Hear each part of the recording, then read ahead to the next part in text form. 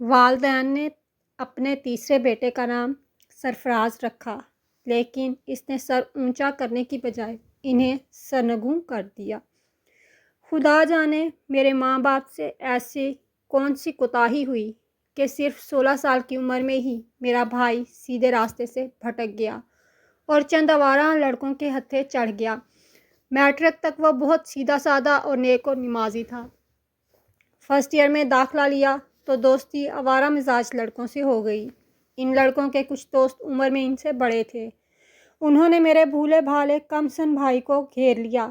سرفراز نے first year جوں توں کر کے پاس کر لیا، لیکن سیکنڈ ایئر میں پرپرزے نکال لیے۔ اب وہ کالج جانے کی بجائے ان اوباش لڑکوں کے ہمراہ لڑکیوں کے اسکول جانے لگا۔ ایک گرلز ہائی اسکول فراز کے کالج کے راستے میں پڑتا تھا۔ یہ لڑکے ایک جتھے کی صورت میں اس اسکول کے ارد گرد منڈلاتے تھے۔ وہ طالبات پر آوازیں کستے، جو پیدل ہوتی ان پر جملے بازی کرتے اور ساتھ ساتھ چلنے لگتے۔ جب وہ پریشان ہوتی تو محظوظ ہوتے، وہ بڑبڑاتی یا بوکھلا جاتی تو ٹھٹھے لگاتے۔ ہماری خواہش تھی سرفراز پڑھ لکھ کر اعلیٰ افسر بن جائے اور ماں باپ کا نام روشن کرے۔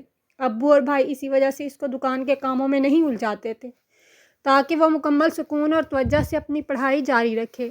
امی صبح سویرے بیدار ہو جاتی، فجر اور تلاوت قرآن پاک کے بعد وہ ناشتہ بنا کر میز پر لگا دیتی۔ میں اور امی مل کر ناشتہ تیار کرتے تھے، جبکہ چھوٹی بہن قریبی اسکول پڑھنے جاتی تھی۔ ناشتے کے فوراً بعد ابو اور میرے دونوں بڑے بھائی دکان پر چلے جاتے اور سرفراز کالج جانے کی تیاری میں مصروف ہو جاتا۔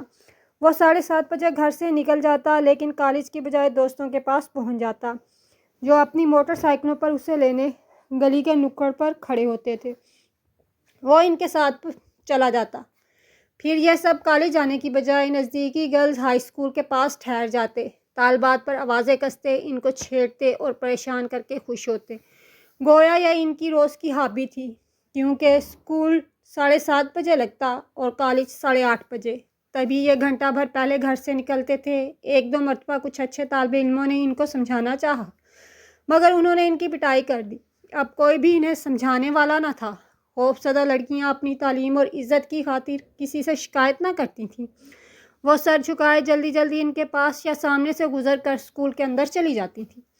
ان دنوں ایک خوبصورت بستے والی لڑکی ان کی شرارتوں کا مرکز بن گئی، جوں کہ وہ کچھ بو اور خاموش طبع تھی۔ جب یہ آوازیں کستے یا سیٹی بجاتے، وہ بیچاری پسینے پسینے ہو جاتی، تیز تیز چلتی، بلکہ یوں کہا جائے کہ اپنے اسکول کی طرف جیسے دوڑ لگا دیتی۔ اس کا مسئلہ یہ تھا کہ وہ گھر سے پیدل اسکول تک جاتی تھی۔ باپ بوڑھا تھا اور سواری کا کوئی انتظام نہ تھا۔ یہ اس کی مجبوری تھی کہ وہی ایک راستہ تھا جو اس کے گھر سے اسکول تک جاتا۔ اگر کوئی دوسرا راستہ ہوتا تو یہ شیطان وہاں بھی پہنچ جاتے۔ کچھ دن تو وہ برداشت کرتی رہی۔ ایک روز ہمت کر کے ٹھہر گئی اور ان سے مخاطب ہوئی کہ کیا آپ لوگوں کے دل میں ذرا سا بھی خوف خدا نہیں ہے، یا کہ آپ کی بہنیں نہیں ہیں؟ آپ کو کوئی اور کام ہے؟ آگے آگے میرا بھائی سرفراز تھا، بولا، لڑکیوں کو چھیڑنا ہمارا مشغلہ ہے۔ اگر ہم صبح سویرے ایسا نہ کریں تو سارا دن بور گزرتا ہے۔ اس پر دوستوں نے گرہ لگائی، ہاں ہاں ڈارلنگ، ایسا ہی ہے۔ لڑکی نے غصے سے کہا کہ آپ کو شرم آنی چاہیے، میں آپ کے بہن جیسی ہوں۔ سرفراز نے زیادہ تیزی دکھائی اور ہنس کر بولا، میری بہنیں تو میرے گھر میں ہیں اور تم تو… وہ غصے سے سرخ ہو گئی۔ جواب دیا، بکواس بند کرو، میں نے تم کو شرافت سے سمجھانا چاہا، مگر تم لوگ لگتا ہے کسی ڈھیٹ مٹی سے بنے ہو۔ کل دیکھ لوں گی تم لوگوں کو۔ یہ کہہ کر وہ تیز تیز قدم اٹھاتی چلی گئی تھی۔ سرفراز اور اس کے گروہ نے کہکا لگایا، جیسے چوہے نے شیر کو مقابلے کا چیلنج دیا ہو۔ اگلے دن پھر یہ اپنی مخصوص جگہ پر کھڑے تھے۔ انہوں نے جب سرخ بستے والی لڑکی کو آتے دیکھا تو کہکا مار کر ہنس پڑے، کیونکہ وہ اکیلے آ رہی تھی۔ کوئی 30 مارخواں اس کے ساتھ نہ تھا، جیسا کہ وہ کل دھمکی دے کر گئی تھی۔ وہ یہ نہیں جانتے تھے کہ اس کا بڑا باپ کچھ پیچھے چلا آ رہا ہے۔ لڑکوں نے میرے بھائی کو اشارہ کیا، یہ تجھے پسند ہے، اب تو ہی اس کو مخاطب کر۔ سرفراز سینہ پھلا کر آگے بڑھا اور اس کو مخاطب کیا، او سرخ بستے والی حسینہ، وہ کل والی دھمکی کا کیا ہوا؟ تیرے ساتھ تو کوئی 30 مارخوان نہیں ہے۔ وہ ٹھہر گئی اور شعلہ باز نگاہوں سے گھور کر بولی، او چڑیا کے بچے، اگر تجھ میں ہمت ہے تو یہیں ٹھہرے رہنا۔ اتنے میں اس کا باپ پہنچ گیا اور آتے ہی اس نے سرفراز اور اس کے دوستوں کو برا بھلا کہنا شروع کر دیا کہ بے شرم ہو، تم کو شرم نہیں آتی، لڑکی کو اکیلی دیکھ کر چھیڑتے ہو۔ وہ منہ پھاڑ کر ہنسے، वो बुजुर्ग इन्हें मारने को दौड़ा। तब इन उम्र नौजवानों ने धक्का देकर उसे बिछाड़ दिया और फर्श पर गिरा दिया और फिर अपने कॉलेज की तरफ भाग खड़े हुए।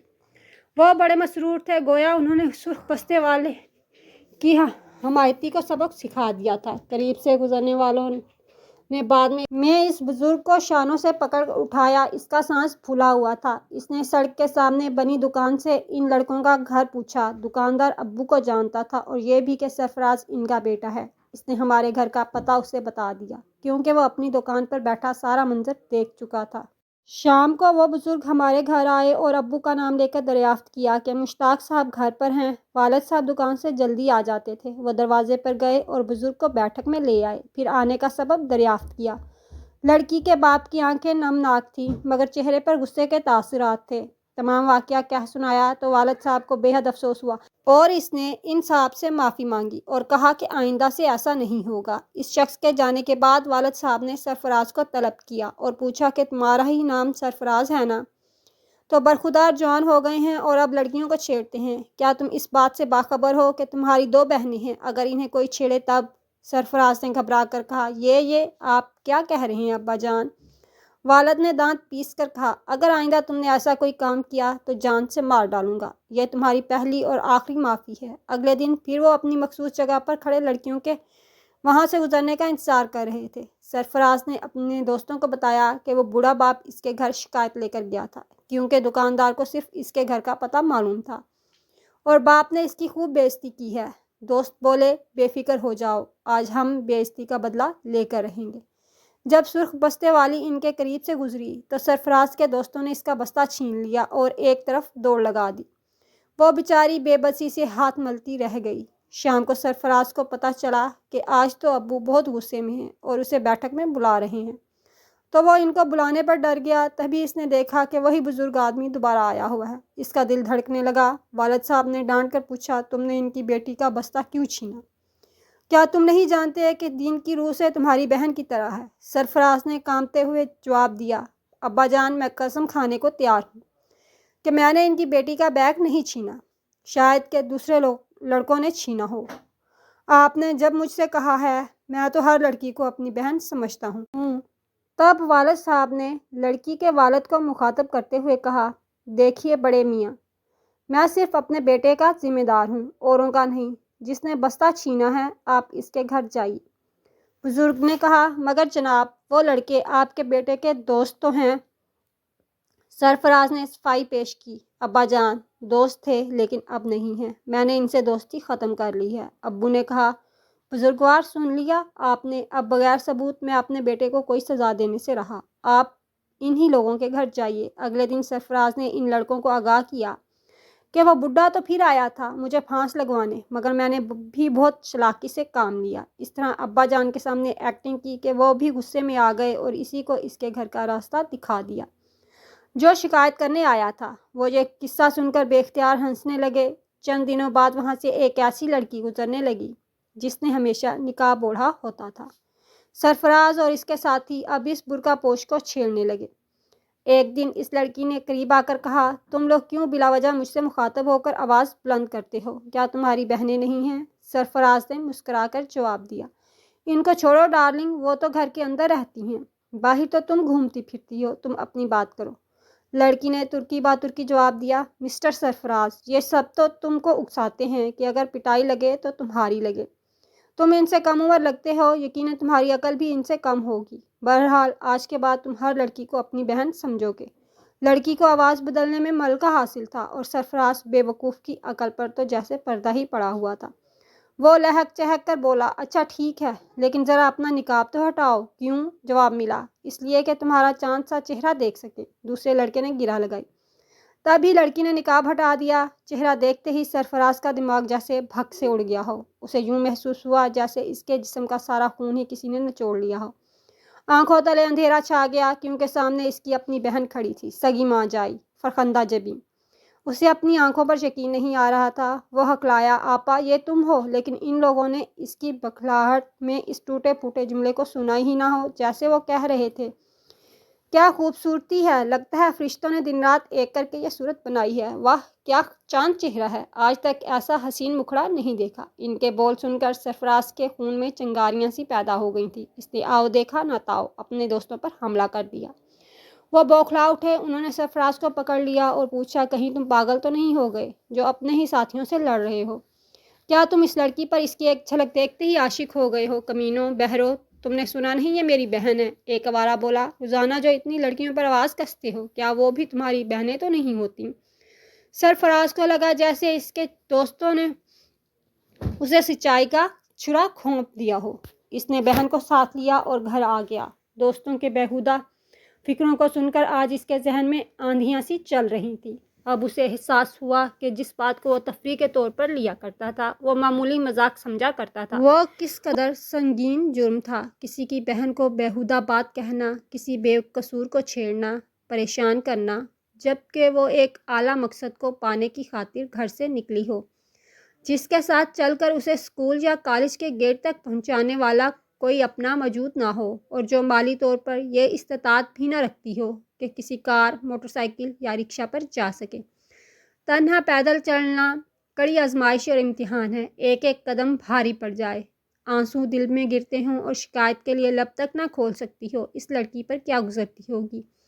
اس نے دل میں سخت شرمندگی محسوس کرتے ہوئے بہن کے پاس آ کر شکوہ کیا کہ تم نے کتنی بڑی اور غلط حرکت کی ہے، آج مجھے میرے دوستوں کے روبرو شرمندہ اور ذلیل کر دی ہے۔ جانتی ہو اس قدم سے میری یا ان میں سے کسی کی جان بھی جا سکتی تھی۔ وہ تو اپنے پاس اکثر چاقو اور چھرا وغیرہ چھپا کر لاتے تھے۔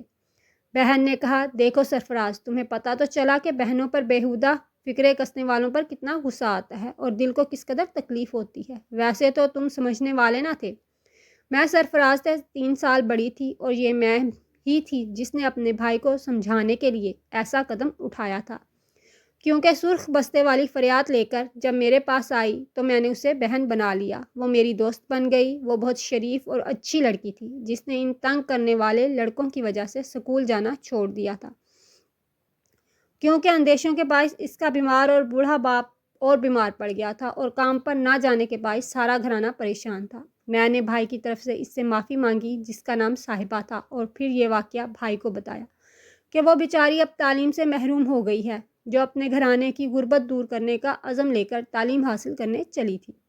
سوچو سرفراز، تم سے کتنا بڑا گناہ سرزد ہوا ہے۔ میں رو رہی تھی، تبھی سرفراز بھی رو پڑا اور میرے قدموں کو ہاتھ لگا کر کہا، مجھے معاف کر دو آپا جانی، آئندہ ایسا نہ کروں گا، ہر لڑکی کو بھائی کی نظر سے دیکھوں گا اور ان برے دوستوں کے گروپ میں اب نہ جاؤں گا۔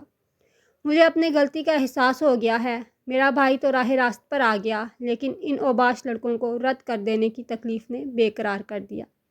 سرفراز دلیر، خوش گفتار اور بااعتماد تھا۔ وہ تھوڑا سا بے وقوف بھی تھا کہ جو وہ کہتے وہی کرتا۔ اپنے گروپ میں ضرورت تھی، انہوں نے کئی بار اسے بلایا لیکن وہ نہیں گیا، جب وہ بلاتے ان کے ساتھ جانے سے انکار کر دیتا تھا۔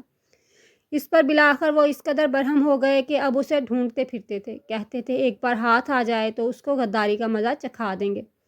ایک دن بھائی تازہ ہوا کھانے کو گھر سے قریبی پارک گیا، وہ کبھی کبھی وہاں جایا کرتا تھا، اوباش لڑکے تو اس کا پیچھا کرتے تھے۔ ان کو پتہ چل گیا کہ سرفراز پارک جایا کرتا ہے، بس ایک روز ان کو موقع مل گیا۔ یہ شام سے ذرا پہلے کا وقت تھا، بادل چھائے ہوئے تھے اور موسم خوشگوار تھا۔ پارک میں خاموشی اور مکمل سکوت تھا، بس پرندوں کی چہچہاہٹ اور چڑیوں کی چہکاریں سنائی دے رہی تھیں۔